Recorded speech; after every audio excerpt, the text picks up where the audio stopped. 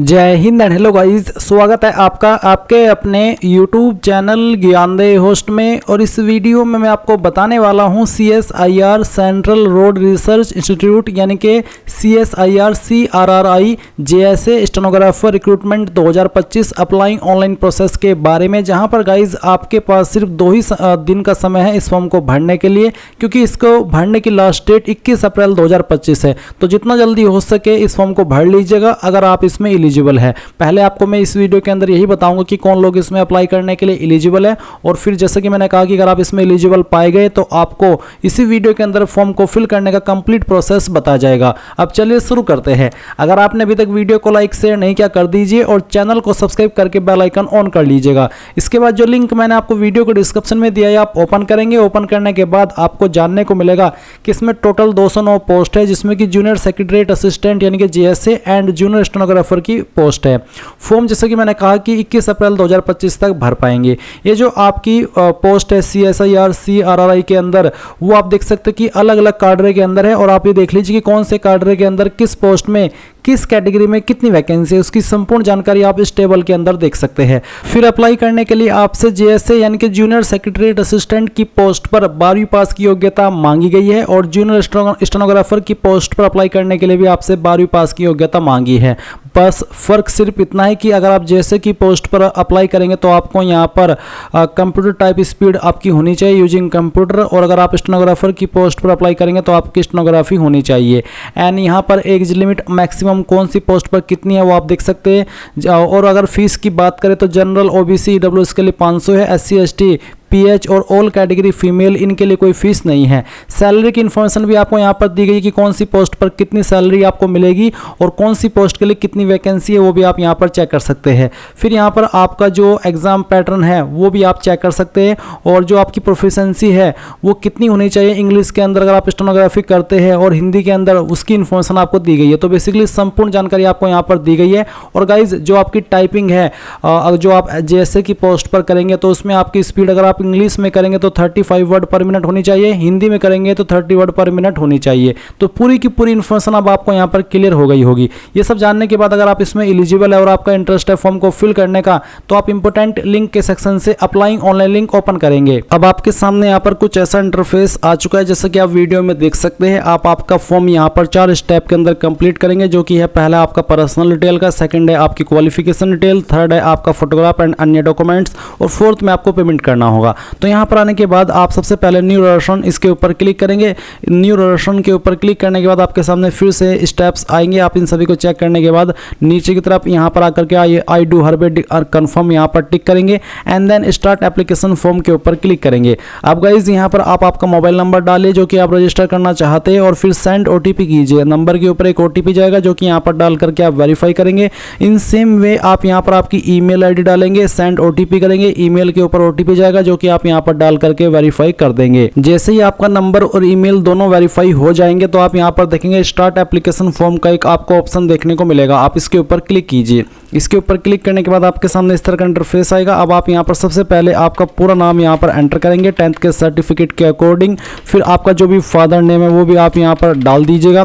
फिर आपको यहाँ पर आपकी माताजी का नाम एंटर करना है। उसके बाद में आप आपका जेंडर सेलेक्ट कर लेंगे। मैरिटल स्टेटस क्या है आपका वो आप सिलेक्ट करेंगे, सिंगल या फिर मैरिड। उसके बाद में चूज पोस्ट, कौन सी पोस्ट पर आप अप्लाई करना चाहते हैं या फिर कर रहे हैं वो पोस्ट आप सिलेक्ट कर लें। इसके बाद गाइज आप यहाँ पर मोबाइल नंबर अपना देखेंगे और दोबारा आपको वो नंबर डाल करके वेरीफाई कर देना है। सेम वे में आपकी ईमेल ID यहाँ पर दी गई है, ईमेल ID को दोबारा डाल करके आपको यहाँ पर वेरीफाई करना है। फिर जो आधार नंबर है आपका वो यहाँ पर डालेंगे, आधार नंबर को भी दोबारा डाल करके वेरीफाई कर देंगे।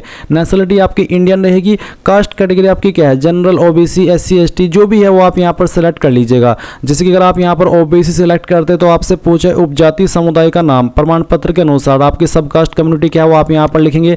अगर आप ST है तो भी आप यहाँ पर जो आपकी सब कास्ट है आपके कास्ट कैटेगरी सर्टिफिकेट के अकॉर्डिंग वो आप यहाँ पर भरेंगे। पर अगर आप जनरल में आते हैं तो फिर आपके सामने ऐसा कोई ऑप्शन नहीं आएगा, और आप डायरेक्टली यहाँ पर जो भी आपका रिलीजन है वो एंटर कर देंगे इस तरह से। और इसके बाद अगर आपकी कैटेगरी जैसे कि मैंने कहा कि SC ST है तो फिर गाइज पहले आपको यहाँ पर आपकी सब कास्ट देनी होगी। देन गाइज यहाँ पर आपसे कुछ सवाल पूछे, जैसे कि क्या आप सरकारी, केंद्रीय, राज्य, PSU या CS CSIR के नियमित कर्मचारी है? अगर हाँ तो आप बताइए कि इनमें से कौन सी आपकी कैटेगरी है, जैसे कि CSIR employ, central government, state government. अगर नहीं है तो आप नो कर दीजिएगा। उसके बाद क्या आपका कोई रिश्तेदार, सगे संबंधी CSIR में काम करते हैं? अगर हाँ तो यस, नहीं तो आप नो करेंगे। फिर पूछेगी कि आप दिव्यांग व्यक्ति हैं, विकलांग है? तो यस, नहीं तो आप नो करेंगे। क्या आप एक भूतपूर्व सैनिक हैं? अगर हाँ तो यस, नहीं तो यहाँ पर भी आपको नो करना है। फिर आती है जन्म तिथि, जो कि आपको 10th के सर्टिफिकेट के अकॉर्डिंग भरनी है। तो आप यहाँ पर कैलेंडर के ऊपर क्लिक कीजिए, पहले आपका ईयर सेलेक्ट कर ले, फिर यहाँ से मंथ और उसके बाद में डे। देन आप नीचे की तरफ आएंगे तो यहाँ पर देखेंगे कार्डरे एंड और लैब इंस्टीट्यूट प्रेफरेंस। तो आप यहाँ पर इसके ऊपर टिक कर दीजिए और उसके बाद में किसको आप प्रेफरेंस दे रहे हैं वो आप सिलेक्ट कर लीजिए। आप एक बार फिर से नोटिफिकेशन के अंदर आएंगे या फिर जहाँ पर मैंने इस वीडियो के डिस्क्रिप्शन में हमारी वेबसाइट का लिंक दिया है ओपन करेंगे और यहाँ पर वैकेंसी डिटेल के सेक्शन में आएंगे, जहाँ पर आपको लैब इंस्टीट्यूट और पोस्ट एंड कार्डर देखने को मिल रहा है। तो आपको जिस लैब या फिर इंस्टीट्यूट के अंदर अपनी प्रेफरेंस देनी है वो आप यहाँ पर इस तरह से सिलेक्ट कर लेंगे। जैसे कि पहली चॉइस मैंने यहाँ पर दी है, फिर यहाँ पर मैं ये चॉइस कार्डर प्रेफरेंस देने के बाद में लैब की चॉइस देता हूं। तो इस तरह से आप यहां पर ये प्रेफरेंस दे देंगे। फिर मैं यहां पर लैब प्रेफरेंस सेकंड देता हूं, फिर यहां पर थर्ड। तो इस तरह से आप ये दे दीजिएगा अपनी मर्जी के अकॉर्डिंग। इस तरह से जैसे कि मैंने आपको यहां पर दे करके दिखाई है, इसमें आप मैक्सिमम कितनी, जो भी यहां पर ऑप्शन आपके सामने आते जा रहे हैं, ये इतनी मैक्सिमम प्रेफरेंस आप यहां पर दे सकते हैं। फिर आएगा आपका सेकंड कार्डर प्रेफरेंस। तो सेकंड कार्डर प्रेफरेंस आप इस तरह से दे दीजिएगा और फिर लैब की प्रेफरेंस आपको दे देनी है, जैसे कि आपको यहाँ पर मैं दे करके दिखा रहा हूँ। तो गाइज इस तरह से आप यहाँ पर जो आपकी प्रेफरेंसेस है वो दे दीजिएगा। ये देने के बाद में आप यहाँ पर नीचे देखेंगे थर्ड कार्डर प्रेफरेंस, यानी कि आपको तीसरी कार्डर की प्रेफरेंस देनी है और फिर उसकी लैब की प्रेफरेंस भी दे देनी है। जैसे कि यहाँ पर आपके सामने ऑप्शन आते चले जा रहे हैं, आप आपकी चॉइस के अकॉर्डिंग इनको प्रेफरेंस दे दीजिएगा। अब आती है एग्जाम सिटी। तो एग्जाम सिटी यहाँ पर दिल्ली NCR है, तो यहाँ पर मैंने यही रहने दिया। इसका मतलब ये है कि चाहे आप कहीं से भी फॉर्म को भर रहे हैं, आपका एग्जाम दिल्ली NCR के अंदर ही होगा। फिर यहाँ पर कुछ और सवाल है, जैसे कि क्या आप समय समय पर DOPT द्वारा निर्धारित मानदंडों के अनुसार कंप्यूटर टाइप की स्पीड और कंप्यूटर का उपयोग करने में प्रवीणता रखते हैं? अगर आपकी प्रोफिशिएंसी है तो आप यहाँ पर यस कर दीजिए। उसके बाद में पूछे कंप्यूटर में टाइपिंग प्रवीणता परीक्षा का माध्यम किस लैंग्वेज में आप यहाँ पर टाइपिंग करते हैं, इंग्लिश या हिंदी, वो आप यहाँ पर अपनी चॉइस के अकॉर्डिंग या फिर जो भी आपको आती है टाइपिंग वो लैंग्वेज सेलेक्ट कर लीजिए। कोई एक ही आनी चाहिए, दोनों अनिवार्य नहीं है। फिर आएगा कोरेस्पोंडेंस एड्रेस यानी कि प्रेजेंट एड्रेस। तो जो भी प्रेजेंट एड्रेस है वो आप यहाँ पर लाइन फर्स्ट और के अंदर भर देंगे। फिर आपकी जो स्टेट है वो यहाँ से आपको सेलेक्ट कर लेनी है, डिस्ट्रिक्ट कौन सी है और डिस्ट्रिक्ट सेलेक्ट कर लेंगे और जो आपका पिन कोड है वो भी आपको यहाँ पर डाल देना है।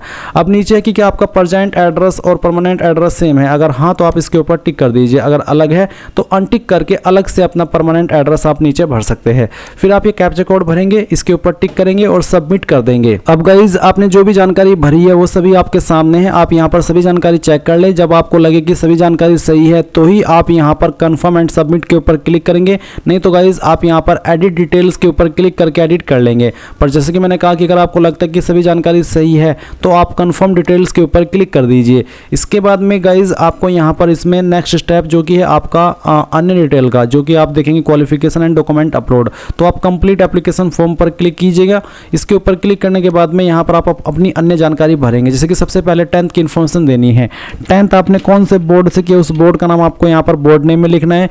किस साल के अंदर आपने पास कर ली थी वो साल सेलेक्ट कर लेंगे। नंबर आपके किसके अंदर थे, परसेंटेज या CGPA, तो जो भी था वो आप सेलेक्ट कर लीजिए। अगर परसेंटेज तो आप यहाँ पर आपकी परसेंटेज भर देंगे और अगर आपका जो नंबर सिस्टम वो है वो CGPA था तो आप यहाँ पर CGPA भर देंगे। तो जो भी था वो आप यहाँ पर अपना सेलेक्ट करके भर दीजिएगा। फिर आपको 12वीं की इन्फॉर्मेशन भरनी है, 12वीं आपने किस बोर्ड से की है, सेम वे में आप यहाँ पर उस बोर्ड का नाम भरेंगे जैसे कि आपने 10th की इन्फॉर्मेशन भरी है। फिर किस साल के अंदर पास कर ली थी वो आपके नंबर किसके अंदर है वो भरेंगे और फिर आपकी जो परसेंटेज है वो भी आप यहाँ पर डाल देंगे।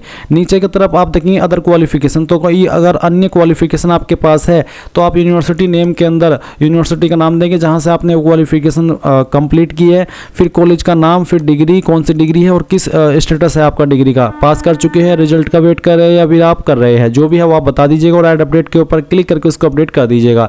नहीं है कोई तो आप खाली छोड़ दीजिए।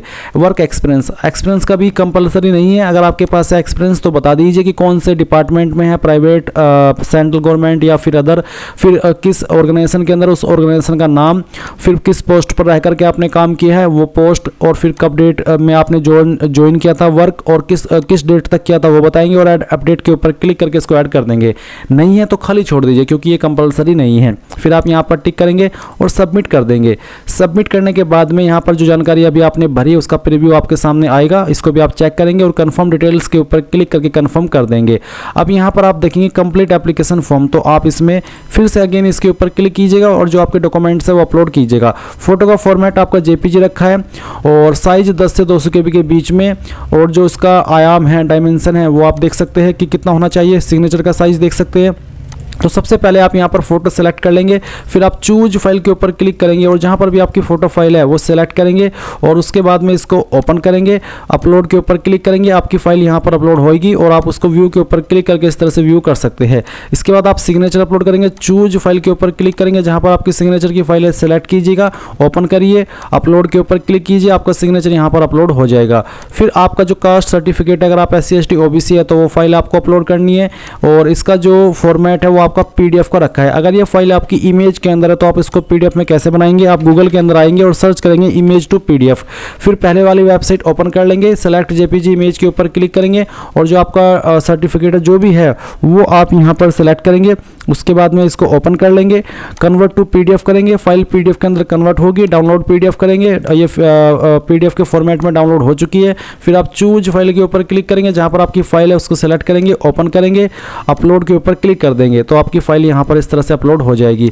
इसके बाद आप 10th का सर्टिफिकेट, फिर 12वीं का, फिर 10th की मार्कशीट और 12वीं की मार्कशीट, अगर आपकी मार्कशीट और सर्टिफिकेट एक ही है, अलग अलग नहीं है, तो आप यहाँ पर चारों में, जैसे कि 10th के सर्टिफिकेट में और मार्कशीट में एक डॉक्यूमेंट और फिर 10th की मार्कशीट और 12th की मार्कशीट और 12th के सर्टिफिकेट में दोनों में एक ही फाइल अपलोड करेंगे। इसके बाद यहाँ पर टिक करेंगे और सबमिट कर देंगे। अब आप यहाँ पर देखेंगे कि आपका फॉर्म सबमिट हो चुका है और क्योंकि SC ST के लिए कोई फीस नहीं है इसलिए यहाँ पर कोई फीस पे करने की आवश्यकता नहीं पड़ी। वैसे तो मैं OBC में आता हूँ बट मैंने ये फॉर्म डेमो के लिए भरा तो इसलिए मैंने ST सेलेक्ट कर लिया ताकि कोई फीस पे ना करनी पड़े और आपका पूरा प्रोसेस फॉर्म का दिखा पाऊँ।